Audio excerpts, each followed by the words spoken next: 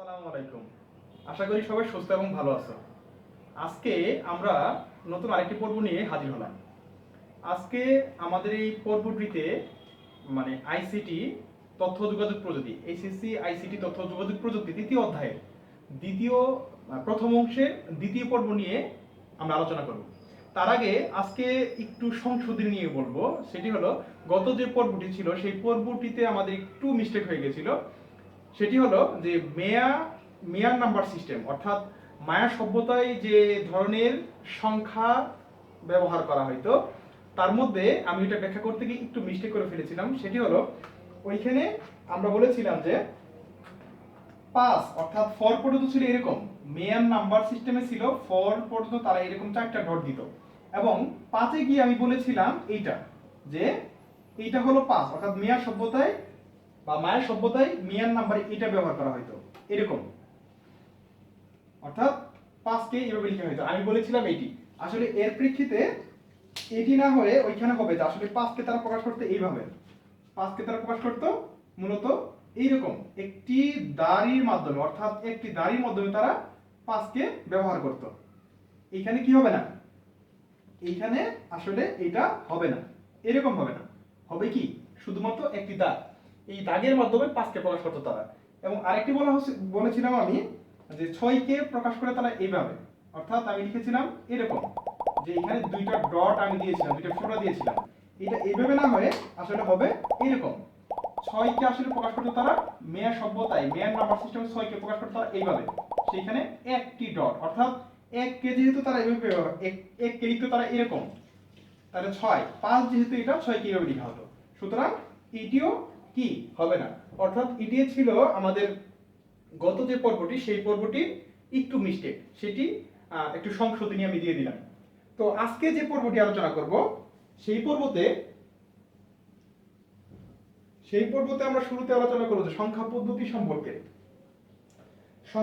সম্পর্কে আলোচনার যে প্রথম পর্ব, সেই পর্বে কিন্তু আমরা দেখছি যে সংখ্যা আবিষ্কারের ইতিহাস সাথে শূন্যর ধারণা একটু আলোচনা করা হয়েছে। আজকে সংখ্যা পদ্ধতি কি, অর্থাৎ আমাদেরকে পড়তে হবে সংখ্যা পদ্ধতি কি, ডিজিট বা অঙ্ক কি, সংখ্যা পদ্ধতির ভিত্তি, স্থানীয় মান, সংখ্যা পদ্ধতির প্রকারভেদ, অর্থাৎ এই 5টা কন্টেন্ট নিয়ে একটু আলোচনা করব আজকে। তো শুরুতে যেটা বলবো আমরা, সংখ্যা পদ্ধতি কি। সংখ্যা পদ্ধতি বলতে গেলে সংখ্যা সহজ করে যদি বলি, সংখ্যা লিখে রাখার বা প্রকাশ করার পদ্ধতি, অর্থাৎ যে পদ্ধতিতে সংখ্যা লেখা যায় প্রকাশ করা যায় সেটাই হলো সংখ্যা পদ্ধতি। আর একটু যদি বড় করে বলি তাহলে বলতে পারো যে বিভিন্ন সংস্কৃতি বা বিভিন্ন সাংকেতিক চিহ্ন বা মৌলিক চিহ্ন বা অঙ্ক বা প্রতীকের মাধ্যমে সংখ্যা লিখে রাখার সংখ্যা লিখে রাখা বা প্রকাশ করার পদ্ধতির নাম হলো কি সংখ্যা পদ্ধতি। আমি একটু আবার বলে দিচ্ছি, বিভিন্ন সাংকেতিক চিহ্ন বা মৌলিক চিহ্ন বা অঙ্কের মাধ্যমে সংখ্যা লিখে রাখার বা প্রকাশ করার পদ্ধতির নাম হলো কি সংখ্যা পদ্ধতি। এরপর পড়তে হবে আমাদের ডিজিট বা অঙ্ক, অর্থাৎ সংখ্যা পদ্ধতি শেষ করার পরে আমরা ডিজিট বা অঙ্ক যেহেতু পড়তেছি, তার আগে একটু বলে নেই যে সংখ্যা আমরা কিভাবে লিখি। সংখ্যা এইভাবে কিন্তু, সাপোজ 12 অথবা 222, দুইটাই কিন্তু সংখ্যা। এখন এই সংখ্যা কিন্তু গঠিত হয়েছে অঙ্ক বা ডিজিটের বা প্রতীকের সমন্বয়ে। তাহলে ডিজিট বা অঙ্ক কি, ডিজিট বা অঙ্কর সংজ্ঞা সংজ্ঞায়িত করতে গেলে সেটি আমরা অনেক আগেই জানি বা জেনে গেছি যে 0 থেকে 9 পর্যন্ত যে প্রতীকগুলো আছে সেগুলোকে কিন্তু আমরা কি বলি, অঙ্ক বা ডিজিট বলে থাকি। কিন্তু এইখানে এইচএসসি লেভেলে এসে কিন্তু আমরা অত সহজ বা এত সহজ করে আমরা বলতে পারি না। তাহলে আমরা কিভাবে বলবো, আমরা বলতে পারি যে সংখ্যা যে আমরা লিখি, এই যে একটি সংখ্যা এখানে লিখেছি, এইখানে একটু লিখেছি, এই সংখ্যা যে তৈরি হয়েছে, এই সংখ্যা তৈরির ক্ষুদ্রতম যে একক বা ক্ষুদ্রতম যে প্রতীক, সেটিকে আমরা কি বলতে পারি, অঙ্ক বা ডিজিট বলতে পারি। যেটি আমরা আগে জেনেছি যে 0 থেকে 9 পর্যন্ত প্রতীকগুলোকে অঙ্ক বলে থাকি, এখানে আমরা বলবো যে সংখ্যা তৈরির ক্ষুদ্রতম এককের নাম হলো কি অঙ্ক। আর যদি বলো তাহলে কি বলতে পারো যে সংখ্যা কোন সংখ্যা পদ্ধতি প্রকাশ করার জন্য যে মৌলিক সাংকেতিক চিহ্ন বা প্রতীক ব্যবহার করা হয় তাকে অঙ্ক বলা হয়। এখন এই সংখ্যা বা অঙ্ক এটি কিভাবে, এই যে এখানে যে দুইটা সংখ্যা তোমরা দেখতে পাচ্ছ যে 12 এবং 222, এইখানে কিন্তু 12 কে আমরা সংখ্যা বলবো, 222 কে আমরা কি বলবো, সংখ্যা বলবো। কিন্তু এগুলো কি আমরা অঙ্ক বলতে পারবো? হ্যাঁ, বলা যাবে। তখন কিভাবে বলবো তাহলে? এই 2 এবং এই 1 এটাকে যখন আমরা আলাদাভাবে লিখবো 2 এবং 1, তখন এই আলাদাভাবে লেখার কারণে তখন এই প্রত্যেকটা প্রতীক বা প্রত্যেকটা জিনিস কি হয়ে যাবে, অঙ্ক হয়ে যাবে। অর্থাৎ সংখ্যার যে সংজ্ঞা আমরা বলেছিলাম, এখানে চাইলে তোমরা সংখ্যার সংজ্ঞাটা আরেকভাবে করতে পারো। কিভাবে করতে পারো? তোমরা করতে পারো এভাবে যে 1 বা 2 বা 2 এর অধিক, 2 বা 2 এর অধিক অঙ্কের সমন্বয়ে গঠিত হয় কি সংখ্যা। তার মানে হলো 2 একটি অঙ্ক আলাদাভাবে, এক একটি অঙ্ক, কিন্তু যখন 2 এবং 1 একই সাথে বসছে পাশাপাশি, যখন পাশাপাশি বসেছে তখন কি কি বলতেছি আমরা, এটা 1 এবং 2 এর সমন্বয়ে যে গঠিত সেটি হলো 12, এবং এই 12 কে আমরা সংখ্যা বলে থাকি। তেমনিভাবে এই 222 শতকে আমরা কি বলি, 222 কে আমরা সংখ্যা বলতে পারবো। অর্থাৎ আলাদাভাবে যখন প্রত্যেকটা প্রতীক আলাদা থাকবে তখন আমরা কি বলবো, অঙ্ক, আর একসাথে থাকলে আমরা বলবো সংখ্যা। তাহলে সংখ্যা পদ্ধতি কি এবং ডিজিট বা অঙ্ক কি সেটি আমরা জানতে পারলাম। এরপরে আমাদের পড়তে হবে সংখ্যা পদ্ধতির ভিত্তি। ভিত্তি জিনিসটা বলতে গেলে সহজে যদি আমরা বলি যে ভিত্তি বুঝি আমরা, আবার অনেকেই বুঝি না। একটা 5 তলা বা 10 তলা বিল্ডিং যখন তৈরি করা হয় তখন তখন কিন্তু কি ওই যে 5 তলা বিল্ডিং বা 10 তলা বিল্ডিং তৈরি করা হবে,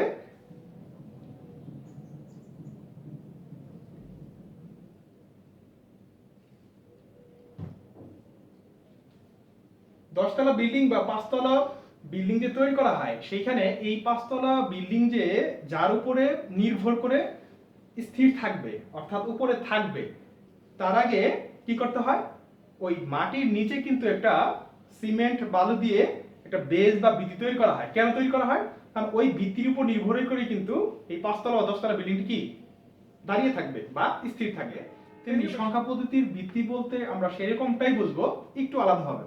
অর্থাৎ সংখ্যা পদ্ধতির প্রকারভেদ আলোচনা করতে গিয়ে যখন আমরা বিভিন্ন ধরনের সংখ্যা পদ্ধতি পড়ব, যেমন দশমিক সংখ্যা পদ্ধতি, বাইনারি সংখ্যা পদ্ধতি, অক্টাল সংখ্যা পদ্ধতি এবং হেক্সাডেসিমাল সংখ্যা পদ্ধতি, তাহলে এই যে 4 প্রকার সংখ্যা পদ্ধতি আমরা পড়ব পরবর্তীতে, এইখানে এই সংখ্যা পদ্ধতির ভিত্তি বলতে আমরা এইভাবে সংজ্ঞায়িত করব যে সংখ্যা পদ্ধতিতে, যে সকল সংখ্যা পদ্ধতি অর্থাৎ একটা সংখ্যা পদ্ধতিতে যে কয়টি প্রতীক ব্যবহার করা হবে। অর্থাৎ দশমিক সংখ্যা পদ্ধতিতে আমরা জানি 10টি প্রতীক ব্যবহার করা হয়। এই 10টি প্রতীক ব্যবহার করার কারণে এই দশমিক সংখ্যা পদ্ধতির ভিত্তি বা বেস কিন্তু 10। তেমনিভাবে বাইনারি সংখ্যা পদ্ধতির ভিত্তি 2। কেন? কারণ বাইনারি সংখ্যা পদ্ধতিতে কিন্তু 2টি অঙ্ক বা প্রতীক ব্যবহার করা হয়, 0 এবং 1। তেমনিভাবে অক্টাল যে সংখ্যা পদ্ধতি আমরা পড়ব, অক্টাল সংখ্যা পদ্ধতিতে 8টি প্রতীক ব্যবহার করা হবে। সেই ক্ষেত্রে অক্টাল সংখ্যা পদ্ধতির বেস হবে কত? 8। হেক্সাডেসিমাল সংখ্যা পদ্ধতিতে 16টি প্রতীক ব্যবহার করা হয়, সেইখানে তার ভিত্তি হবে 16। তো এটি হলো সংখ্যা পদ্ধতির ভিত্তি। এরপর আমাদের কিছু জানতে হবে যে স্থানীয় মান, এটি হলো আমাদের সংখ্যা পদ্ধতির ভিত্তি। স্থানীয় মান, স্থানীয় মান কিন্তু আমরা সহজেই বলতে পারি এবং সেটি জানি। কি জানি? আমরা ছোট থেকে কিন্তু পড়ি যে কোন সংখ্যা, একটি বড় সংখ্যার স্থানীয় মান বের করতে গেলে আমরা কিভাবে শিখছি? আমরা কিন্তু এইভাবে শিখছি যে একটি সংখ্যা যখন আমরা লিখি, যেমন বলতে পারি যে 555। এখন 555 এখানে স্থানীয় মান অর্থাৎ প্রত্যেকটি আলাদা স্থানীয় মান কত আমরা কিভাবে শিখছি বা জানছি যে এটা হলো একক, এটা দশক, এটা শতক। অর্থাৎ আমরা শিখছি কিভাবে একক, দশক, শতক, হাজার, অযুত, লক্ষ, নিযুত, কোটি, এইভাবে শিখে নিয়েছি। এখন স্থানীয় মানের সংখ্যাটা কিন্তু ওইভাবে আমরা শিখি নাই। এইভাবে আমরা যদি বের করতে পারি তখন আমাদের সংখ্যাটা শিখতে হয়। এখানে একটু জানতে হবে সংখ্যাটা কি, যে কোন একটি সংখ্যায় অঙ্কগুলো বা প্রতীকগুলোর যেখানে অবস্থান করে সেই অবস্থানটার নাম হলো কি? স্থানীয় মান। অর্থাৎ একটি সংখ্যা, অর্থাৎ এখানে যে আমি 555 লিখলাম, এই 555 লেখার পর একটি যে সংখ্যা হলো, এইখানে 5 কোথায় অবস্থান করতেছে এই 5 কোথায় অবস্থান করতেছে, এটা কোথায় অবস্থান করতেছে, অর্থাৎ কোন একটি সংখ্যায় প্রত্যেকটি অঙ্ক যেখানে অবস্থান করে সেই অবস্থানটার নাম হলো কি স্থানীয় মান।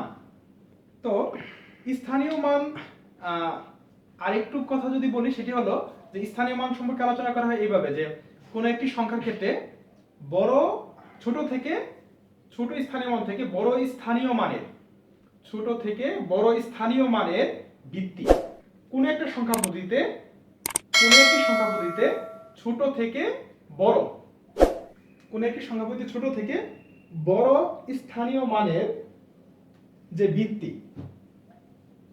বড় স্থানীয় মানের ভিত্তি অর্থাৎ কিভাবে এটা বলবো যে আমি যেটি বললাম যে কোন একটি সংখ্যা পদ্ধতি সাপোজ আমরা ধরতে পারি এইটাকেই বলতে পারি আমরা এটা কি বলতে পারি যে 555 এটি একটি দশমিক সংখ্যা পদ্ধতি। এটা যদি আমরা বলি একটু যে একটি দশমিক সংখ্যা পদ্ধতি, এই দশমিক সংখ্যা পদ্ধতিতে এর স্থানীয় মানটা কিভাবে হিসাব করা হবে যে চলো স্থানীয় মান অর্থাৎ স্থানীয় মান জানতে হবে এই জন্য যে যে এই অধ্যায়ের যে গাণিতিক সমস্যাগুলো আমরা সমাধান করব পরবর্তীতে সেই সমস্যা সমাধান করতে গিয়ে স্থানীয় মান আমাদের অবশ্যই প্রয়োজন পড়বে। তো ছোট করে স্থানীয় মান আমরা জানলাম, আরো যে কথা বা আলোচনা হবে সেটি অঙ্ক করতে গিয়ে আমরা বুঝতে পারবো জানতে পারবো। তো এগুলো আমাদের স্থানীয় মান।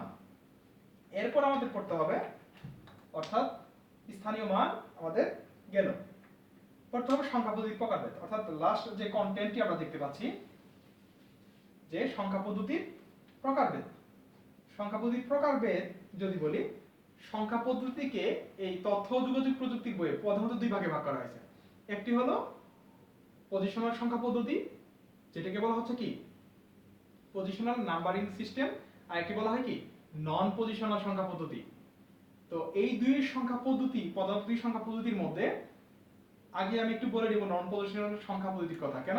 কারণ নন পজিশনাল সংখ্যা পদ্ধতিটা আসলে আমাদের এই ইন্টারমিডিয়েট আইসিটি এই অধ্যায়ের গাণিতিক সমস্যা সমাধান করার জন্য বা অঙ্ক করার জন্য প্রয়োজন পড়বে না। কারণ নন পজিশনাল সংখ্যা পদ্ধতিটা তোমার অনেক পুরাতন একটা সংখ্যা পদ্ধতি। এই সংখ্যা পদ্ধতির মধ্য দিয়ে বা এই সংখ্যা পদ্ধতির মাধ্যমে আমরা কোনো বড় হিসাব নিকাশ করতে পারি না, যে কারণে এই অধ্যায়ে এটা সম্পর্কে বিস্তারিত আলোচনা করা হয়নি। তো যেটি করতে হবে এই অধ্যায়ে অঙ্ক সমাধান করতে গেলে এই অধ্যায়ে বুঝতে গেলে আমাদেরকে পজিশনাল সংখ্যা পদ্ধতি সম্পর্কে কি করতে হবে জানতে হবে, ভালো করে বুঝতে হবে। তো পজিশনাল সংখ্যা পদ্ধতিটি যেটা আমরা সংজ্ঞায়িত করি সেটি কিভাবে যে সহজ করে যদি বলি বা আগে সংজ্ঞাটা আমরা সংজ্ঞায়িত করে নেই যে যে পদ্ধতিতে সংখ্যার মানের সংখ্যায় যে ব্যবহৃত অঙ্কগুলা, সংখ্যাটা একটু মনোযোগ সহকারে যে পদ্ধতিতে সংখ্যার মান সংখ্যায় ব্যবহৃত যে অঙ্কগুলো বা প্রতীকগুলো তার উপরে নির্ভর করে সেটিকে বলবো আমরা কি পজিশনাল সংখ্যা পদ্ধতি। আর নন পজিশনাল সংখ্যা পদ্ধতির সংজ্ঞা যদি বলো তাহলে কথাটা একটু নাবোধক, যে পদ্ধতিতে সংখ্যার মান সংখ্যায় ব্যবহৃত অঙ্ক বা প্রতীকের উপর নির্ভর করে না, অঙ্ক বা প্রতীকের অবস্থানের উপর নির্ভর করে না, তার নাম হলো নন পজিশনাল সংখ্যা পদ্ধতি। তো নন পজিশনাল সংখ্যা পদ্ধতি যেহেতু আমরা জানবো না সেক্ষেত্রে পজিশনাল সংখ্যা পদ্ধতিকে আমরা বলবো যে পজিশনাল সংখ্যা পদ্ধতির সংজ্ঞা আরেকভাবে দেওয়া যায় যে সংখ্যা পদ্ধতিতে তিনটি জিনিস থাকবে। এক, সংখ্যার নিজস্ব মান, সংখ্যার সেই সংখ্যা পদ্ধতির ভিত্তি এবং ওই সংখ্যার স্থানীয় মান। যে সংখ্যা পদ্ধতির তিনটে জিনিস থাকবে সেটি হলো কি আমাদের পজিশনাল সংখ্যা পদ্ধতি। এই পজিশনাল সংখ্যা পদ্ধতিটা কিন্তু আবার কি করা হয়েছে চার ভাগে ভাগ করা হয়েছে। কি কি ভাগে ভাগ করা হয়েছে? এক নম্বরে হলো এই পজিশনাল সংখ্যা পদ্ধতি অর্থাৎ এটাকে চার ভাগে ভাগ করা হয়েছে। এক নম্বর হলো এটা যেটা আমরা বলি ডেসিমাল সংখ্যা পদ্ধতি বা দশমিক সংখ্যা পদ্ধতি। কি হলো দশমিক সংখ্যা পদ্ধতি। দুই নম্বরে আমাদের পড়তে হবে বাইনারি সংখ্যা পদ্ধতি। এরপরে তিন নম্বর আমাদের পড়তে হবে অক্টাল সংখ্যা পদ্ধতি। আর চার নম্বরে পড়তে হবে আমাদের হেক্সাডেসিমেল সংখ্যা পদ্ধতি।